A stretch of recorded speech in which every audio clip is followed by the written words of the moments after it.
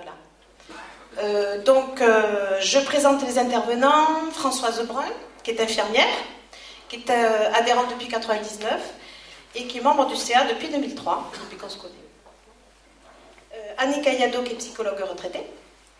Et Jean Sino, qui est enseignant retraité, qui est adhérent aussi depuis 1999 et membre du CA depuis 2006. Voilà.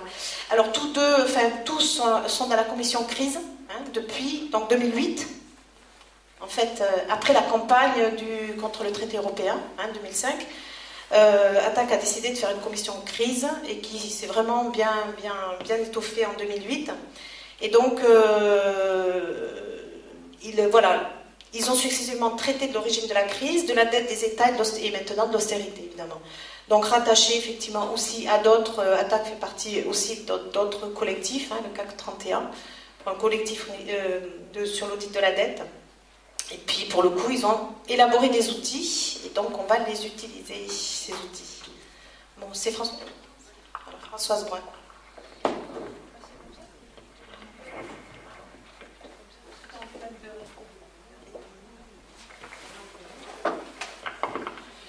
Bonsoir à tous et merci d'avoir invité ATTAC à cette soirée. Bon, vous l'avez compris, on n'est pas des spécialistes, on n'est pas des économistes, on n'est pas des banquiers, on n'est pas des financiers, mais on est des citoyens qui avons décidé d'essayer de comprendre les choses. Alors on milite tous ATTAC depuis longtemps, on s'est attaqué au problème de la crise quand elle a commencé, c'était en 2007, vous vous en souvenez, c'était en août 2007. Et depuis on essaye de comprendre, on essaye d'analyser et on essaye aussi de faire passer ce qu'on a compris auprès de nos concitoyens et surtout d'animer des débats. Alors ce soir on nous a demandé d'animer un débat autour de l'austérité et surtout des alternatives à l'austérité. Donc, la question des alternatives à ATTAC, on y a beaucoup travaillé. On en a bien sûr trouvé de nombreuses, on les a chiffrées, parce qu'ATTAC est une association qui comporte aussi des militants beaucoup plus férus que nous, des économistes, enfin, surtout des économistes, et donc ils savent quand même de quoi ils parlent de façon très très sérieuse. Donc, c'est des choses qui ont pu être élaborées de façon très professionnelle. Mais en sachant que même si les choses sont très sérieusement élaborées, il faut savoir que toutes ces alternatives ne vont pas nous tomber du ciel parce qu'on va les avoir écrites sur un beau bout de papier, mais que pour les porter, ces alternatives, il va falloir être nombreux à essayer de les imposer. Et c'est là où le problème se pose, et le problème que l'on rencontre tous, parce qu'ici, je connais quand même un certain nombre de personnes qui sont, je crois, des militants, et qui connaissent les problèmes auxquels on doit s'affronter pour essayer de faire un petit peu changer, de faire changer ce monde. Voilà. Donc on va vous présenter quelque chose qui va essayer de tenir en demi-heure, c'est la commande. Jean et Annie vont vous présenter des alternatives. On va s'appuyer sur un diaporama que Renaud, qui n'est pas là ce soir, mais nous le remercions, a élaboré. Et dans ce diaporama, il y aura toutes les questions qui vont être évoquées sur le diaporama ne vont pas être traitées de vive voix. Certaines questions uniquement vont être plutôt ciblées. Et après, dans le débat, évidemment, si vous voulez développer, on pourra en discuter. Voilà. Et moi, je vais essayer en quelques traits rapides, il faut que je fasse tout, je ne suis pas sûre que je vais y arriver, en quelques traits rapides, de planter un petit peu le décor dans lequel cette austérité est en train de s'imposer, enfin, ou en tout cas s'impose depuis maintenant longtemps. Donc ça fait 6 ans qu'on est plongé dans cette fameuse crise, cette crise que les économistes appellent crise systémique. Pourquoi crise systémique? Parce que c'est la crise d'un système, c'est la crise du système capitaliste dans son ensemble. Il faut voir, vous le voyez bien, que c'est une crise économique, mais c'est aussi une crise financière, mais c'est aussi une crise écologique, mais c'est aussi une crise démocratique, mais c'est aussi une crise sociale, c'est une crise de civilisation. Bref, le système, il est un peu à bout de souffle. Sauf que le système, il a un pouvoir formidable. Il se régénère très très fort et il s'alimente de nos propositions souvent pour se régénérer. Donc ce système, il est en crise, et il est en crise selon nous par suite des politiques qu'il a essayé de mettre en place depuis les années 80, qu'on a appelées des politiques néolibérales. C'est des politiques du capitalisme contemporain qui sont nées avec Thatcher et Reagan, hein, vous le savez. Et ce sont, pour aller très vite, à grands traits, ce sont les politiques de libéralisation, les politiques de dérégulation et les politiques de privatisation. Sur les privatisations, bon, ça on en a des exemples nombreux dans le monde, hein, c'est des privatisations surtout des services publics. La libéralisation, c'est la libéralisation du commerce avec la libre circulation des marchandises, le libre-échange généralisé, et puis des politiques de déréglementation, c'est essentiellement les déréglementations de la finance, avec la libre circulation des capitaux qui peuvent se balader dans le monde exactement comme ils veulent et dans les temps qu'ils veulent. Alors ces politiques nous conduisent en 2007 à la crise des subprimes. Entre parenthèses, je voudrais rajouter quand même qu'au-delà de ces politiques, c'est aussi un partage très inégalitaire de la richesse entre capital et travail qui nous a conduit à cette crise des subprimes de 2007. Alors cette crise, elle va se transformer très rapidement en crise financière. En effet, les banques vont se trouver en situation de faillite de telle sorte qu'il va être absolument nécessaire, afin que le système ne s'effondre pas complètement, que les États volent au secours de ces fameuses banques qui sont en train de faire faillite. Eh bien, les États donc, vont remplir leur mission, ce qui va nécessairement et obligatoirement faire exploser leurs dettes, parce qu'il va bien falloir trouver des fonds qui sont nécessaires à ce sauvetage. Et c'est ainsi qu'en 2010, on va rentrer dans une deuxième phase de la crise, qu'on va appeler, en particulier en Europe, parce que cette crise va concerner essentiellement l'Europe pour des raisons institutionnelles, qu'on va appeler la crise de la dette publique. Les États européens, vous le savez, en Europe, les États sont contraints d'emprunter sur les marchés financiers, contraints par les traités et contraints par le statut très particulier de la Banque centrale européenne. Donc cette contrainte va faire augmenter très brutalement leurs dettes et va susciter des attaques spéculatives contre les pays les plus faibles qui sont particulièrement endettés. Les pays, vous vous en souvenez, qu'on a appelés les PIGS. C'était le Portugal à l'époque, l'Italie, la Grèce, l'Irlande, et l'Espagne. Et bien à partir de ce moment-là, on va dire à ces pays et à tous les pays européens que ça ne va pas du tout, vous avez une dette énorme, alors là tout d'un coup on a oublié pourquoi on a une dette énorme, et il va falloir la rembourser. Et pour la rembourser, il va falloir appliquer des politiques d'austérité. Et c'est dans ce contexte-là que les gouvernements européens, sous pression de la Troïka, vont mener de façon coordonnée des politiques d'austérité aux conséquences qui vont être économiquement désastreuses et socialement, n'en parlons pas, cataclysmiques. Aujourd'hui, on le voit et on a un petit recul quand même sur ces politiques d'austérité. Elles sont tout à fait inefficaces et parfaitement contre-productives. Elles produisent exactement l'effet contraire de celui qu'on voudrait. L'économie de la zone euro s'effondre, les déficits publics se creusent et la dette augmente. Les investissements indispensables qu'il nous faudrait faire pour la transition écologique qui est absolument nécessaire sous peine de voir notre planète menacée, sont complètement sacrifiés et le chômage et la souffrance sociale explosent. Alors pour vous donner quelques chiffres, puisqu'à l'attaque on aime bien quand même les chiffres, en Grèce c'est la 6e année consécutive de récession. Les recettes fiscales baissent alors que les impôts augmentent. La dette en 2007 en Grèce, c'était 99,2% de leur PIB. Aujourd'hui, c'est 162,8% de leur PIB. L'Espagne a annoncé le 15 mars que la dette publique, avait bondi de 150 milliards d'euros en un an. En un an. La dette, elle est aujourd'hui en Espagne de 84 milliards d'euros, en 2007, avant le début de la crise, elle était de 37% du PIB. En France, l'INSEE nous a annoncé la semaine dernière que notre dette était à 90% du PIB, alors qu'en 2011, elle était à 85%. et en 2007 à 63%. Oui, je vous vois froncer les sourcils avec les histoires de chiffres. C'est difficile les chiffres quand ils ne sont pas écrits. Mais en fait, bon, tout ce que je vous dis là vous montre que eh bien, le remède qu'on essaye de mettre en place est pire que le mal. Au total, eh bien, on augmente nos déficits et on augmente notre dette. Alors la question, elle est de savoir pourquoi, aujourd'hui, on applique ces politiques d'austérité.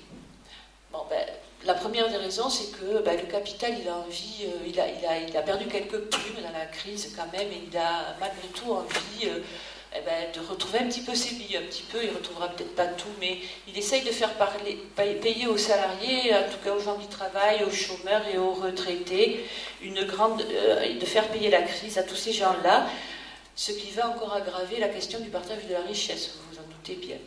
Ce que l'on sait maintenant, aujourd'hui, c'est que la crise de la dette souveraine, elle est complètement instrumentalisée pour porter le coup de grâce au modèle social européen. Il s'agit en fait de profiter de la crise pour accélérer les réformes néolibérales du système capitalisme, ce que Naomi Klein a appelé la stratégie du choc. Voilà. Donc c'est vraiment l'utilisation de la sidération. On est en crise, on est sidéré, et c'est le moment d'appliquer des réformes brutales pour essayer d'accéder à l'objectif qui est fixé. Alors, les politiques qui nous ont conduits à la crise, ce que j'ai dit tout à l'heure, déréglementation, libéralisation et privatisation, vont être accélérées, on le voit tous les jours, pour venir à bout de toutes nos conquêtes sociales. Voilà le véritable but. Et en particulier de notre protection sociale, qui est une source de profit inestimable quand même. Tous ces pans de l'activité que nous avons mis à l'abri du système marchand, il s'agit maintenant de le faire rentrer dans le système marchand pour assurer la rentabilité des capitaux et s'assurer que les riches seront toujours aussi riches dans un marché totalement libre et non forcé, et que la crise pourra être une aubaine quand même pour un certain nombre d'entre nous. Pour conclure, je vous dirais que l'objectif de l'austérité, c'est d'utiliser la crise et de ne pas la résoudre. Cette phrase n'est pas de moi, elle est de M. Krugman, qui est prix Nobel d'économie. C'est un économiste américain qui a été prix Nobel en 1998. Donc l'objectif de l'austérité, c'est d'utiliser la crise et pas de la résoudre. Voilà, donc j'en ai fini moi. Je vais passer la parole donc à Annie, je crois. Voilà. Annie qui va donc vous donner quelques propositions, en tout cas celles qu'elle a travaillées. Et qui semble être pour attaque des propositions essentielles pour essayer d'accéder de changer la donne par rapport à l'austérité.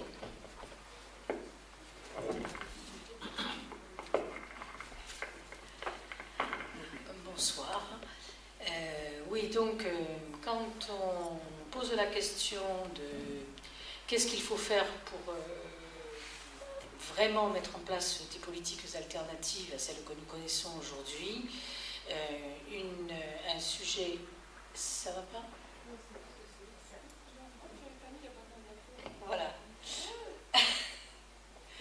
Voilà. C'est la question du secteur financier, évidemment, vient vraiment en premier lieu.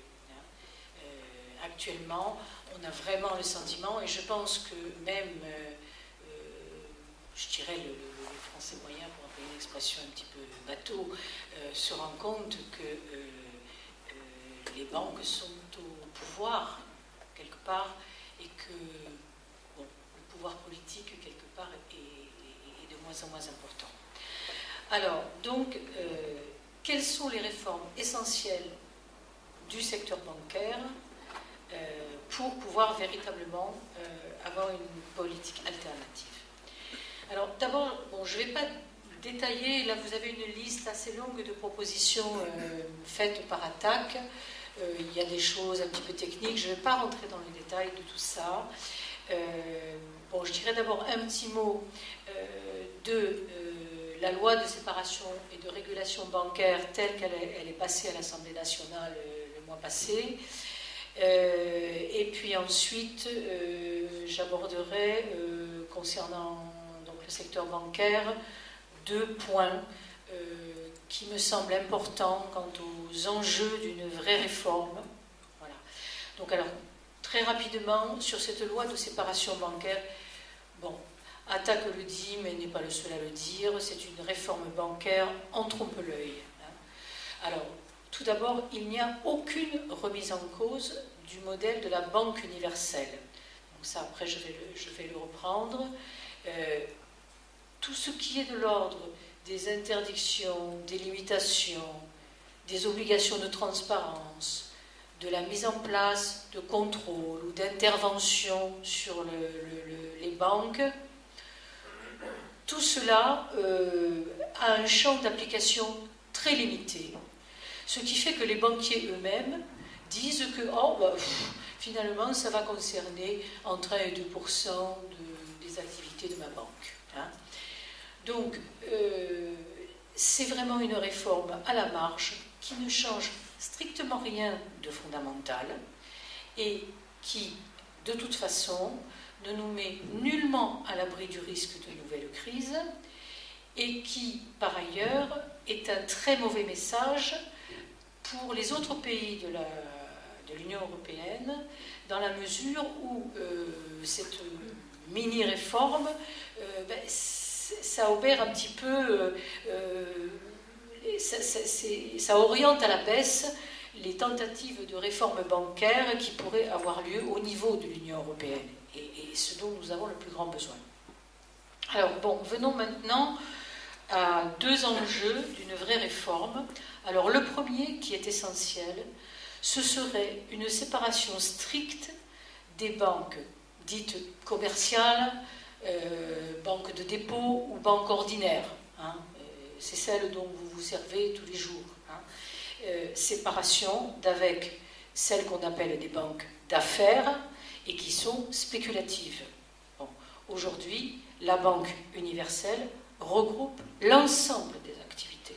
Hein. Toutes les banques font de tout, hein, et du dépôt et de la spéculation, plus ou moins, mais bon. Alors, l'activité d'une banque ordinaire, c'est quoi? Votre banque, la banque de dépôt, celle dont vous vous servez, c'est de créer de la monnaie qui est destinée à l'économie productive. Et cela par le biais de crédits qui vont être accordés, soit aux ménages, soit aux entreprises, soit pour faire des investissements divers. Bon. La banque d'affaires, elle, en fait, elle vit sur la banque de dépôt. Elle s'en nourrit. Je veux dire par là que sans les dépôts des épargnants, sans vos comptes en banque, vos salaires, vos économies, etc., sans la garantie qu'apporte l'État, puisque l'État apporte une garantie aux banques, sans la garantie de la Banque centrale également, eh bien, une banque d'affaires serait très isolée et elle devrait assumer seule les risques qu'elle engage. Et c'est la raison pour laquelle les banquiers, comme les milieux d'affaires, sont extrêmement opposés à cette séparation. Ils n'y ont aucun intérêt. C'est la raison aussi pour laquelle nous avons tout à fait intérêt à exiger cette séparation. Je rappelle au passage que cette séparation a été effective entre les années, alors l'année exacte je ne sais plus, c'est après le début de la crise de 29, dans les années 30 disons, bon, jusque dans les années 70. Toutes ces années-là, il y avait séparation entre banque de dépôt et banque d'affaires. Voilà, donc on peut y revenir, ça veut dire qu'on peut le refaire, hein, aussi. Voilà. Alors, un autre point qui me semble important, c'est ce qui concerne la création d'un pôle bancaire public et ce qu'on appelle aussi la socialisation des banques. Alors, quand on parle de socialisation du secteur bancaire, qu'est-ce que ça veut dire? C'est en fait mettre en place des outils afin de redonner le contrôle et la responsabilité de la collectivité, à la collectivité, pardon. Quand je dis ça, ça veut dire quoi? Ça veut dire que, en fait, redonner le contrôle et responsabilité à la collectivité, c'est une contrepartie légitime que peut exiger cette collectivité, ne serait-ce qu'à cause du fait que il y a une garantie en dernier ressort qui est accordée par la Banque centrale. Et la Banque centrale, c'est la collectivité. Faut bien voir ça. Donc ça, c'est extrêmement important. C'est un premier point là-dessus.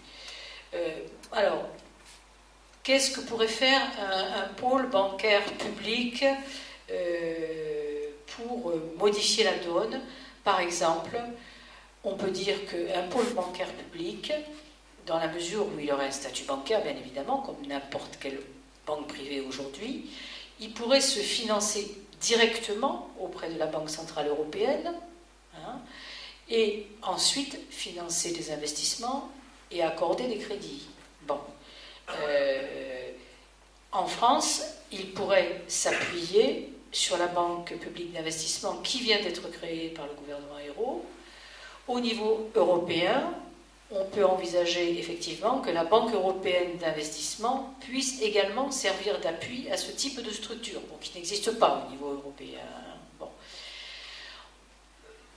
On peut aussi imaginer la création de sociétés coopératives d'intérêt collectif, en France et comme dans l'Union européenne, qui pourraient contribuer au développement d'économies alternatives, notamment dans l'économie sociale et solidaire.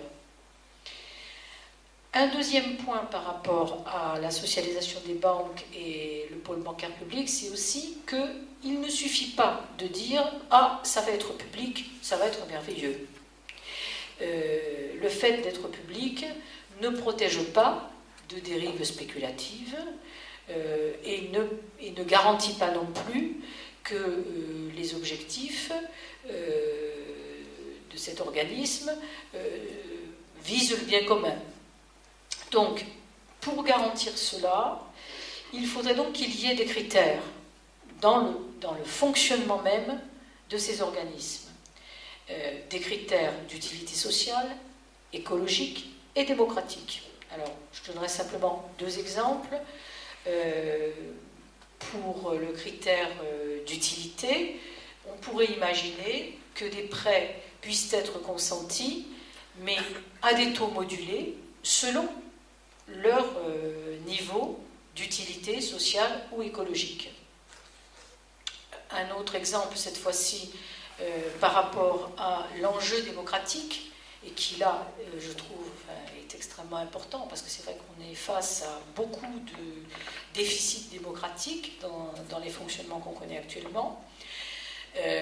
Un pôle bancaire public suppose effectivement que les orientations et les choix soient décidés par les pouvoirs publics, certes, mais on pourrait effectivement associer aux décisions essentielles sur les orientations et les choix des représentants des salariés, des usagers, mais aussi des collectivités locales, des associations écologiques, des PME, bon, peut-être j'en oublie, c'est possible, voilà. Bon, donc ça c'est... Bon, je ne développe pas plus sur la question de la réforme du secteur bancaire. On verra dans le débat si vous souhaitez qu'on développe d'autres points. Voilà, passer à la question donc de la dette. Alors, sortir du piège de la dette. Dont Françoise a déjà pas mal parlé. Ce qui caractérise la crise de la dette publique, c'est qu'elle résulte de la mainmise des acteurs financiers sur les États. Ça, je pense que vous l'avez bien compris. Que cette dette, notre dette en France, elle est détenue et elle profite aux grands opérateurs financiers internationaux. La dette est détenue par plein d'acteurs étrangers. L'explosion, comme l'a expliqué Françoise, de la dette résulte du transfert des dettes privées aux États. On appelle ça la socialisation des pertes. Et qu'enfin, elle sert de prétexte aux politiques d'austérité. Alors, il y a des choses qu'on ne répétera jamais assez concernant la dette de l'État. C'est que, premier point, la dette publique n'est pas malsaine en elle-même. L'emprunt est nécessaire à l'économie comme à l'État, et l'important est que les choix soient justifiés selon des critères précis. Quand on fait un projet, c'est pour quoi faire? C'est pour le profit de qui? Et l'emprunt, à quelles conditions est-il réalisé également, hein, quel taux, auprès de quel organisme, etc. Ensuite, bon, ça tu l'as évoqué, l'augmentation de la dette publique française n'est pas due à une augmentation des dettes publiques, mais bien plutôt à un transfert massif de l'argent public aux banques privées pour leur sauvetage, ainsi que, parallèlement, à une baisse programmée des recettes fiscales qui s'est faite au bénéfice des plus riches. Troisième point, les statuts de la BCE, tu en as parlé également, qui interdisent de prêter aux États. Ceux-ci sont obligés d'emprunter sur les marchés financiers quand les banques, elles, empruntent actuellement à 0,75%. Hein, bon. Aujourd'hui, les intérêts versés aux banques au titre de la dette, simplement, hein, sont devenus le deuxième poste de la dépense publique française. Bon. Donc, les politiques d'austérité sont mises en place au nom d'une nécessité, soi-disant nécessité, on devrait dire, d'honorer le service de la dette, et en plus par le biais du désastreux pacte budgétaire, que vous avez certainement vu comme tout le monde. Alors, quelles sont les décisions politiques incontournables pour en sortir? Mener un audit officiel et pluraliste pour faire la part dans la dette de ce qui revient, de ce qui a été creusé par les cadeaux fiscaux, le renflouement des banques, les taux d'intérêt élevés. Cette part-là, elle doit être déclarée illégitime et annulée. Ça s'est fait dans d'autres pays, que ce soit l'Équateur ou d'autres. L'autre partie de la dette, celle qu'on peut considérer comme légitime, elle devra néanmoins être restructurée avec la participation du secteur privé quand c'est possible.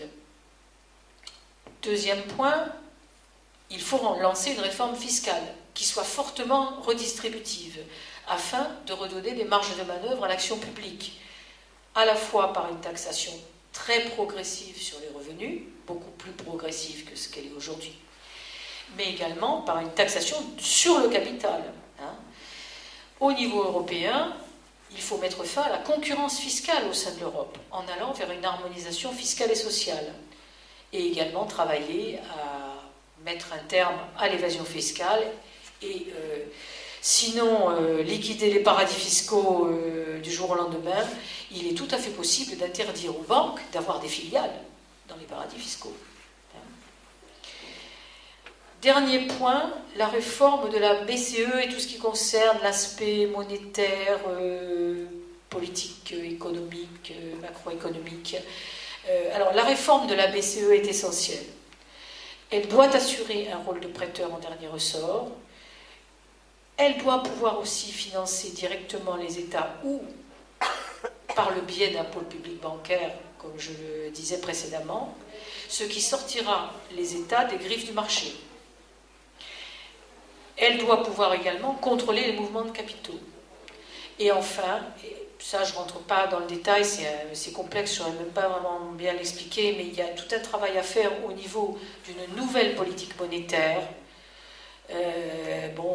L'euro, monnaie unique, monnaie commune, c'est une grande question, et aussi des politiques économiques de l'Union européenne, de façon à pouvoir contribuer au financement d'investissements d'avenir qui soient utiles à la collectivité.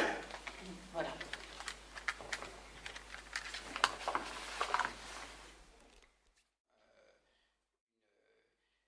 Une augmentation assez forte, c'est dans les années 90, quand la part des salaires dans la valeur ajoutée est passée de 70% à aujourd'hui, en gros, 65%. C'est-à-dire qu'il y a eu ici, dans la répartition de cette richesse produite, une chute de 5% qui représente 5 milliards annuels. En gros, c'est un minimum, ça. Alors, ce phénomène de paupérisation des plus pauvres s'amplifie encore dans une période comme celle-ci, de crise, d'austérité, de réduction des dépenses publiques. Le chômage augmente, et bien sûr, il touche en priorité les populations les plus fragiles. Les aides sociales sont en diminution, puisqu'il y a plus de sous dans les caisses, comme on dit. Et puis les mesures qu'on nous propose pour relancer la compétitivité, la flexibilité du travail, etc., accentuent encore la fragilité de certaines couches salariales.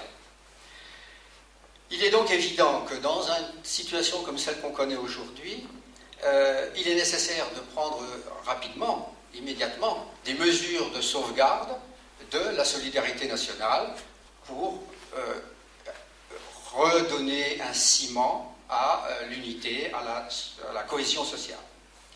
Alors, les mesures qui sont projetées ici, je vais en commenter 2 ou 3. On propose d'instituer le RMA. Le RMA, c'est le revenu maximum autorisé. C'est-à-dire que devant rien ne justifie aujourd'hui les salaires mirifiques dont on entend parler ici ou là, quand parallèlement à ça, une partie de la population n'a pas de quoi vivre dignement. Le revenu citoyen, eh bien, une société digne de ce nom, doit permettre à ses membres d'avoir des ressources pour vivre, là aussi dignement, tout au long de sa vie. Et enfin, le partage du travail, eh bien, c'est travailler moins pour travailler tous et avoir du temps pour les vivre. Et cet ensemble de mesures présente une cohérence assez grande et est de nature à redonner confiance à la totalité de la population et à mettre en évidence, c'est une façon, ces mesures-là sont une façon de mettre en place une société vraiment solidaire. Bon, alors on pourra discuter après des autres mesures qui sont affichées. J'attaque maintenant le volet transition écologique. Alors depuis longtemps, le capitalisme a essentiellement tiré ses profits de l'exploitation du travail. Mais devant ces exigences permanentes d'augmentation en permanence du profit, il est amené à s'attaquer à des secteurs nouveaux auxquels il va appliquer ses prédations. On voit les questions du brevetage du vivant, la spéculation sur les biens alimentaires de première nécessité, l'appropriation des biens communs, les services publics, les ressources, les connaissances. Dans cette folle embardée du capitalisme, eh bien, il y a un obstacle qui arrive, c'est la butée environnementale. On ne peut pas avoir une croissance permanente d'une année sur l'autre dans un monde fini. Il y a des limites de ressources naturelles, l'air, l'eau, les terres cultivables. Il y a des limites dans les matières premières, le pétrole, les métaux, les terres rares, etc. Et puis il y a aussi la pollution généralisée et le réchauffement climatique. Prenons juste un exemple, c'est des chiffres donnés par le GIEC.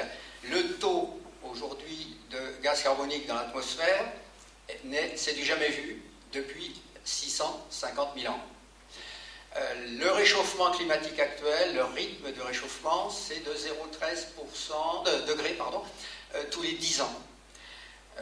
Les perspectives, les projections qui sont faites par les spécialistes du GIEC, vous savez, ils posent des hypothèses et puis ils regardent les courbes, qu'est-ce que ça donne. Eh bien, les courbes les plus pessimistes donnent une augmentation de la température de 6,5 degrés en 2100. Il faut savoir qu'une augmentation ne serait-ce que de 2,5 degrés conduit à une perte de la biodiversité de 20 à 30%. Donc on est dans un système qui est en train de diminuer de façon radicale les éléments fondamentaux nécessaires à la vie. C'est une richesse qui est inestimable, c'est une richesse aussi qui n'est pas monnayable aujourd'hui comme ça, elle n'est pas dans dans les comptes financiers, elle n'est pas dans les PIB. C'est un bien commun irremplaçable pour l'ensemble de la population. Et à ce titre, il ne faut pas compter évidemment sur le libéralisme pour sauvegarder cette richesse. Ce n'est que la mobilisation massive de la population dans son ensemble qui pourra espérer le faire. Je vais vous lire une phrase de Jean-Marie Haribey tirée de son dernier livre. Il dit « Contribuer à réduire l'empire de la création de valeur destinée au capital et promouvoir la création de valeur qui est sans but lucratif pour répondre à des besoins sociaux et respecter les équilibres naturels qui sont source de richesse indispensable à la vie. Voilà ce vers quoi doivent tendre toutes nos actions. » Alors, là aussi, il y a un certain nombre de mesures. Je ne ferai qu'un tout léger commentaire sur deux, par exemple, qu'on peut d'abord associer, par leur proximité. Il s'agit d'une part de la transition énergétique et d'autre part de la réduction drastique des énergies fossiles dans leur consommation. Que peuvent vouloir dire ces propositions? Eh bien, peut-être quelques points pourraient être précisés. À travers ces éléments, on peut dire il faudrait d'abord délocaliser la production d'énergie au niveau le plus pertinent, que ce soit au niveau d'un bâtiment, que ce soit au niveau d'un village, que ce soit au niveau d'une région qui serait, en fonction des besoins et des sources d'énergie, le niveau de délocalisation doit être adapté. Il faut ensuite choisir évidemment les ressources adaptées localement. Et puis surtout aussi, il faut adapter les sources d'énergie aux besoins à couvrir. C'est-à-dire qu'il n'est pas utile de passer systématiquement par l'électricité comme on a tendance à le faire actuellement, mais qu'il y a des utilisations qui pourraient être directes de la source aux besoins.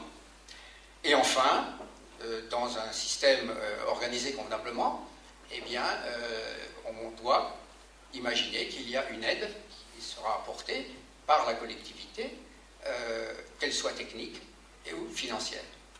Donc voilà le genre de mesures qui pourraient aller vers une autre structure énergétique du pays, avec toutes les qualités qui sont derrière, et évidemment avec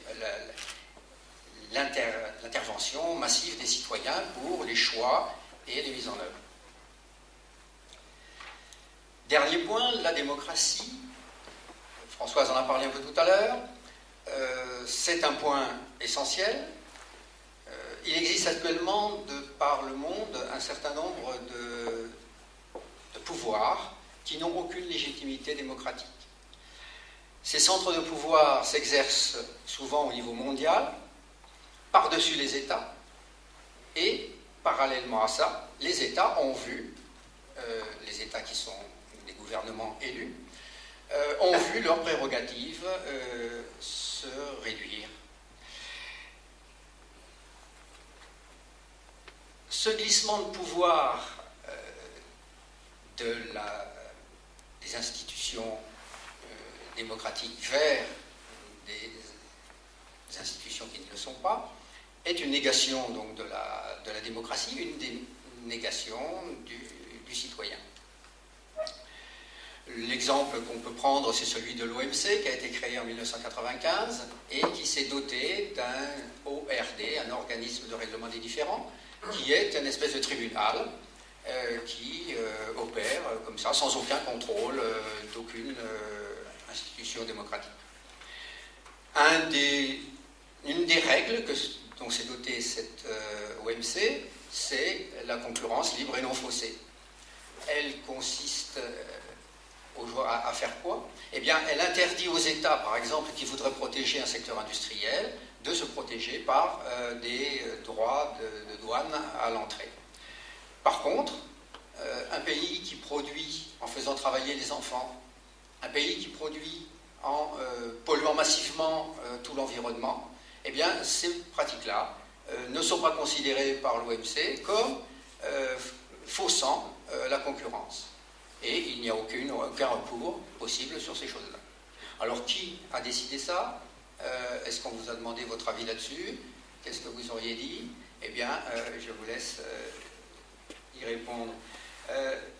Ce qu'on peut constater, par contre, c'est que quand les peuples ont la parole, quand ils ont l'occasion de s'exprimer, de mettre en œuvre des initiatives, eh bien, on peut être surpris de la pertinence de leur choix. En 2005, on rappelle un petit peu le traité constitutionnel européen, 3 peuples européens ont refusé ce traité, c'est-à-dire qu'ils ont refusé cette règle de la concurrence libre et non faussée qui s'avère être très nuisible. En 2010, en Islande, le peuple islandais a refusé de payer pour les spéculateurs anglais et hollandais qui avaient fait des paris risqués. Et puis en Argentine, dans les années 2000, eh bien, dans un certain nombre d'entreprises dont les patrons étaient partis précipitamment avec la caisse, eh bien, c'est les ouvriers qui ont, en autogestion, relancé la production de ces entreprises. Donc, la question démocratique est le levier essentiel sur lequel il faut miser pour contrer l'austérité, pour contrer la crise et s'opposer aux mesures qui ont été décrites jusque-là et qui nous emmènent un peu plus dans le mur. Alors, parmi les propositions, je retiendrai développer la démocratie délibérative. L'idée, c'est de faire un apprentissage de la citoyenneté dès le plus jeune âge et tout au long de la vie. La citoyenneté, ça s'acquiert de façon permanente. On doit continuer en permanence cet apprentissage. Il faudrait mettre en place à tous les niveaux et dans tous les secteurs de structures où le citoyen a sa place pour donner son avis, exercer ses choix. Et puis l'utilisation du référendum, d'initiatives populaires par exemple, avec à la clé, bien entendu, des débats, un débat approfondi au niveau national pour que chacun puisse choisir en connaissance de cause. Donc voilà un petit aperçu des propositions que nous faisons. On n'a pas tout expliqué en détail.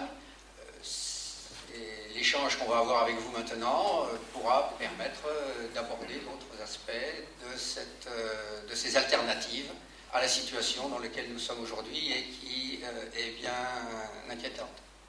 Merci.